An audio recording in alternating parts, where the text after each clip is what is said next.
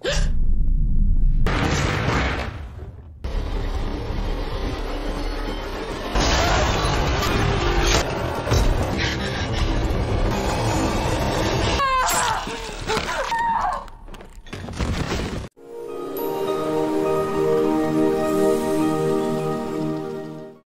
awal film, kita diperlihatkan dengan seorang wanita bernama Natalie, yang sedang bermesraan dengan pacarnya di dalam kamarnya. You know I can't. I understand. I'll think about it. Tetapi perhatiannya tertuju pada sebuah cahaya yang kedap-kedip di dalam kamarnya.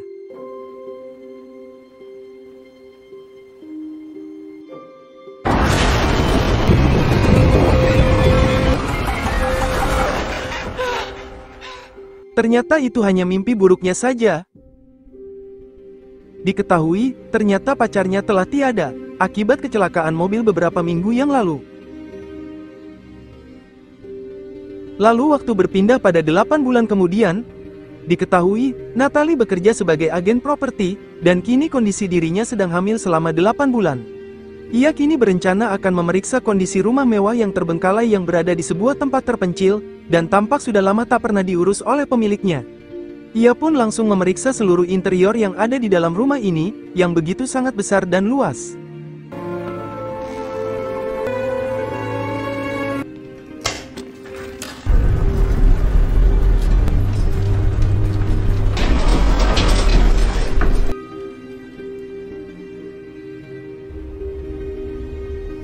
Karena memang rumah ini terlalu mewah dan juga sangat mahal, jadi sangat sulit rumah ini laku terjual. Sekilas, Natalie kembali teringat, yang dimana di saat dirinya bersama pacarnya terlibat kecelakaan. Lalu tiba-tiba terdengar suara ketukan pintu dari kejauhan. Ia mengira, mungkin itu adalah calon pembeli yang mencoba ingin lihat-lihat rumah ini. Saat dibuka, ternyata tak ada seseorang satupun di sana. Saat Natalie kembali masuk ke dalam, ia dikejutkan dengan kemunculan seseorang yang tiba-tiba sudah ada di dalam rumah ini. Just inspect anyone else to show up. Orang itu pun bertanya, apakah rumah ini dijual? Natalie pun menjawab, jika memang rumah ini sedang dijual. Lalu mereka berdua pun mengobrol bersama tentang rumah ini, yang orang itu mengaku, jika ia menemukan rumah ini dari brosur penjualan rumah di jalan tol. It was built in 18. Owners had this added during protect and Natalie pun langsung menceritakan seluruh spesifikasi rumah ini seakar-akarnya. Sekilas, orang tersebut tampak sangat aneh, tetapi bagaimanapun juga, Natalie harus profesional melayani calon pembeli dari rumah ini. Natalie juga terus terang, jika pemilik dari rumah ini sebenarnya telah tiada puluhan tahun yang lalu, sehingga rumah ini sudah lama tak pernah ditempati lagi. Orang tersebut justru berfirasat, mungkin arwah dari pemilik rumah ini masih ada di sini, sehingga tak ada satupun yang berani menempati rumah ini. Natalie tampak tak suka mendengarnya, yang membuatnya sedikit merinding. Karena suasananya agak sedikit mencekam, apalagi juga sudah larut malam, Natalie memutuskan untuk mengakhiri room tour-nya, dan mempersilahkan orang tersebut untuk keluar.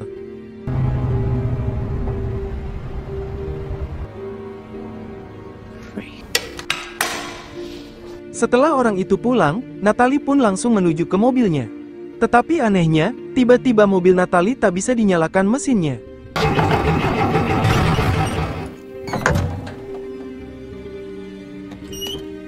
Karena sudah malam, ia pun memutuskan untuk menginap di rumah ini, sambil menunggu mekanik mobil datang di esok hari.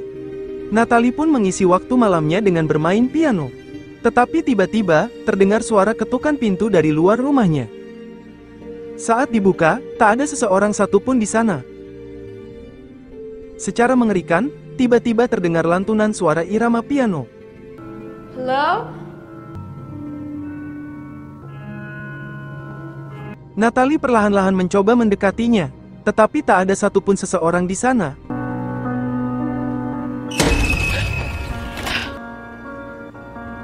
Bahkan piringan musik di sana juga tiba-tiba menyala.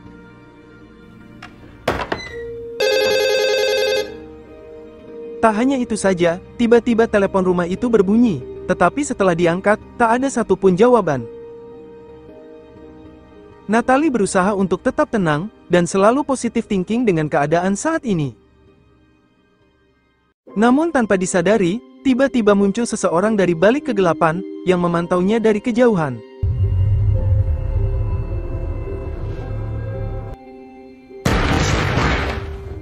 Ia dikejutkan dengan mekanik mobil yang ternyata telah tiba lebih awal. Mekanik itu pun langsung membenarkan mobilnya. My boss says it's unsellable. Messing around with this before I got here. Years after that.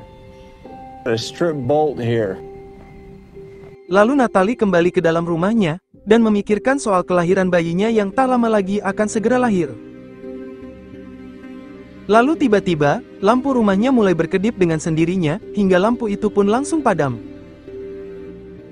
Dan di saat mekanik itu masih sibuk membetulkan mobilnya, tiba-tiba muncul seseorang yang melewatinya, tanpa ia sadari. Dengan bermodalkan lilin, Natalie pun langsung menuju ke saklar listrik.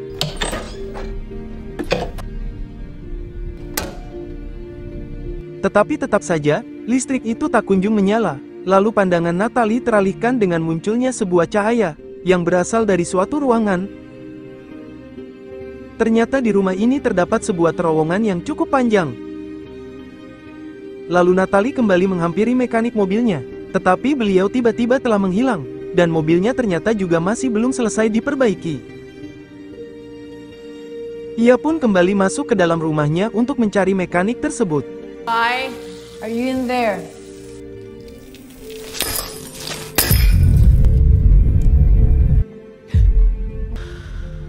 Kemudian Natalie dikejutkan dengan kemunculan mekanik tersebut, yang sedang duduk di pojok ruangan. Tetapi saat didekati, ketakutannya itu membuat air ketuban di kandungannya pun mulai pecah. Di saat itu juga, tiba-tiba ada seseorang yang datang menghampirinya, dari balik bayangannya.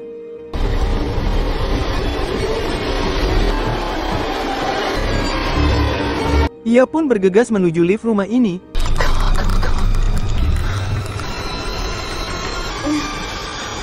Lalu muncullah sesosok pria misterius itu, yang tak lain, dia pria tadi yang bertanya tentang rumah ini.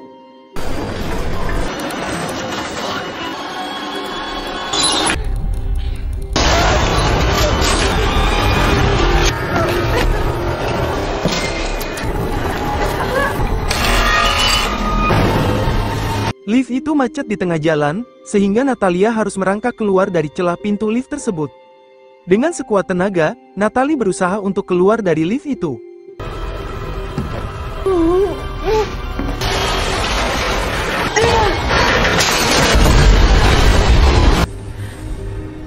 Untungnya Natalie berhasil keluar dari lift itu, sebelum lift itu jatuh ke dasar lantai.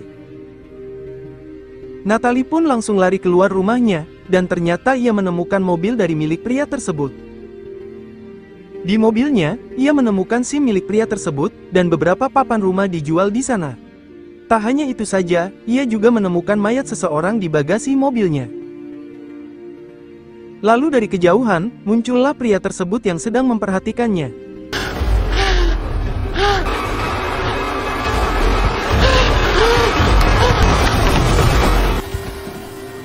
Pria itu mengatakan, jika dirinya tahu banyak tentang rumah ini, jadi ia meminta Natalie untuk tak berani bermacam-macam padanya, atau ia akan membelah isi perutnya itu.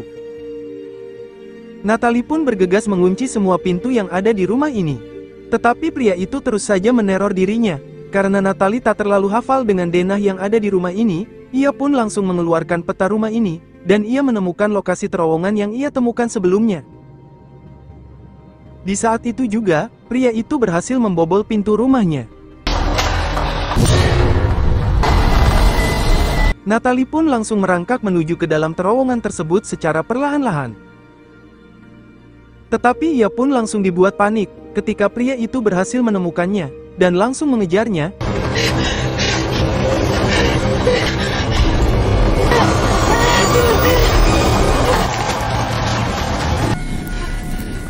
Beruntungnya, Natalie berhasil lolos dari kejaran pria tersebut. Ia pun langsung menyalakan saklar telepon rumahnya, dan kembali ke dalam rumahnya, untuk segera menghubungi bantuan. Natalie berhasil menghubungi kepolisian, dan menceritakan tentang musibah yang ia alami, dan bertepatan itu juga ia merasa, jika bayinya akan segera lahir. Di saat itu juga, terdengar suara hentakan kaki dari pria itu, dan Natalie segera bersembunyi. Dengan membawa sebuah pisau, pria itu mencoba mencari keberadaan Natalie berada di mana.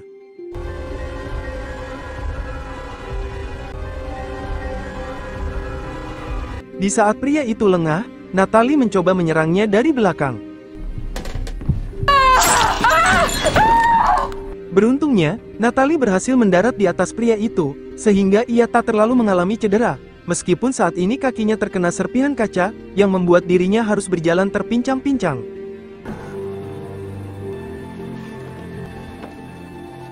Tetapi karena efek kehamilannya itu, ia pun tak kuat untuk terus melangkah, sehingga ia harus jatuh tersungkur.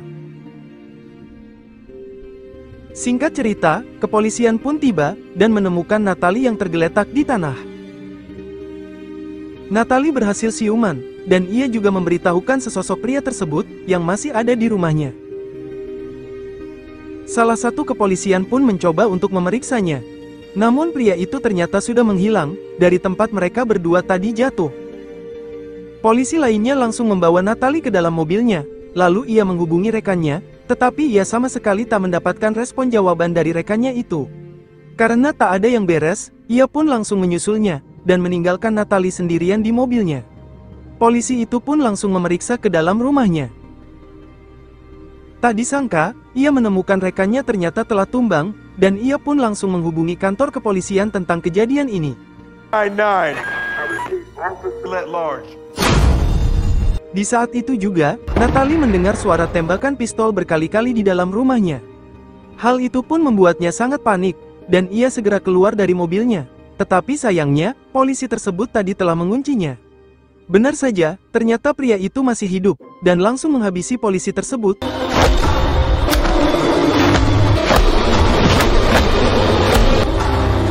Di dalam mobilnya, ia menemukan senapan milik polisi tersebut, dan ia mencoba mengambilnya, meskipun dengan tangan yang terluka.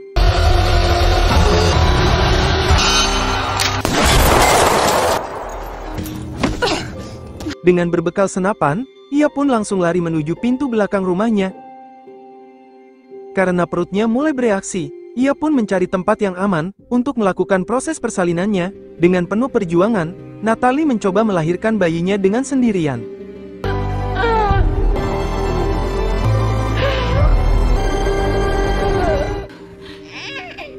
Setelah melalui proses yang panjang, akhirnya bayinya tersebut berhasil lahir dengan selamat.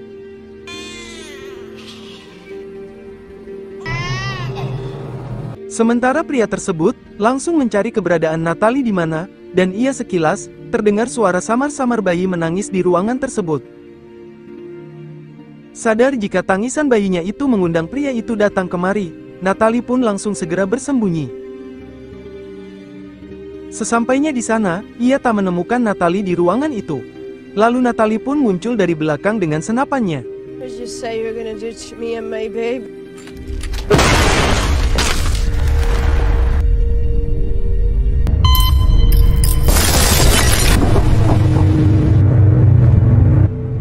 Singkat cerita, Natalie saat ini sedang dirawat di rumah sakit, yang keberadaannya telah ditemukan oleh pihak kepolisian lainnya.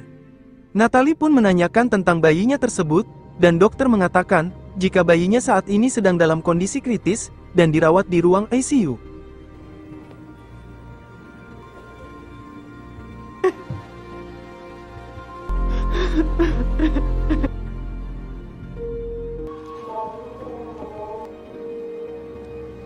Sementara pria peneror dirinya, saat ini juga sedang dirawat di sini, dalam kondisi kritis. Polisi pun minta kepastian Natalie, apakah pria ini yang benar-benar menerornya, dan Natalie pun membenarkannya. Menurut informasi, pria tersebut adalah salah satu pasien rumah sakit jiwa, yang berhasil melarikan diri kemarin lusa. Setelah ditelusuri identitasnya, pria itu bernama Gabriel Marquez, dan ternyata pria itu dulunya lahir di rumah mewah tersebut, yang diduga, dia adalah anak dari pemilik dari rumah itu, yang telah lama berpisah dengan orang tuanya karena perselisihan, sehingga hal itu yang membuat pria tersebut terobsesi dengan meneror penghuni dari rumah itu. Selang beberapa saat, tiba-tiba alarm rumah sakit berbunyi. Natalie pun bergegas menuju ke ruangan bayinya, dan ia meminta salah satu dokter untuk menyelamatkan bayinya. Ternyata Natalie masih menyimpan rasa dendam pada pria tersebut, dan dirinya bermaksud untuk membunuhnya. Saat ia menuju ke ruangan pria tersebut, tak disangka, tiba-tiba pria tersebut telah menghilang, dan 3 polisi yang berjaga telah tumbang.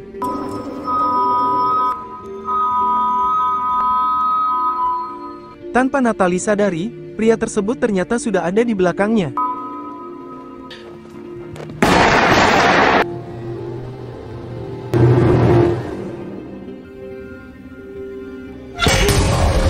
Natalie berhasil memukul pria tersebut, dan ia pun segera lari. Pria itu segera bangkit, dan langsung mengejarnya.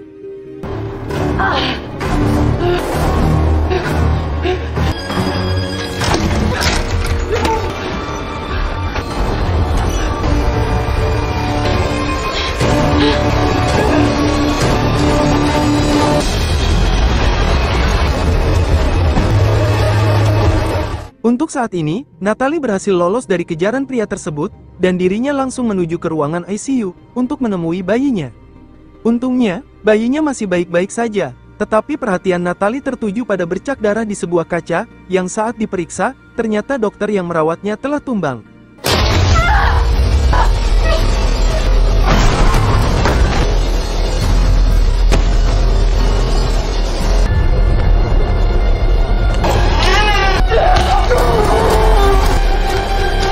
Natalie berusaha meraih pisau bedah di sana, tetapi pria tersebut tak membiarkan Natalie mengambilnya.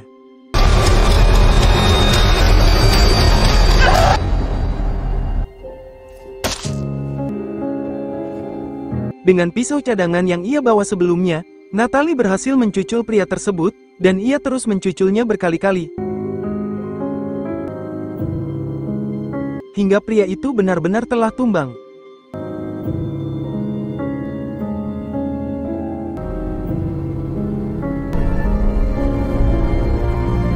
Setelah semuanya aman, Natalie pun langsung membawa bayinya pergi dari rumah sakit ini, tanpa gangguan dari siapapun, dan berakhirlah film ini. Terima kasih sudah menonton alur cerita film ini yang berjudul Push. Tulis komentarmu tentang video ini. Jika suka dengan video ini, klik like, share, dan subscribe untuk mendapatkan notifikasi video terbaru selanjutnya, dan semoga kalian semua diberi kesehatan dan dilancarkan rezekinya selalu.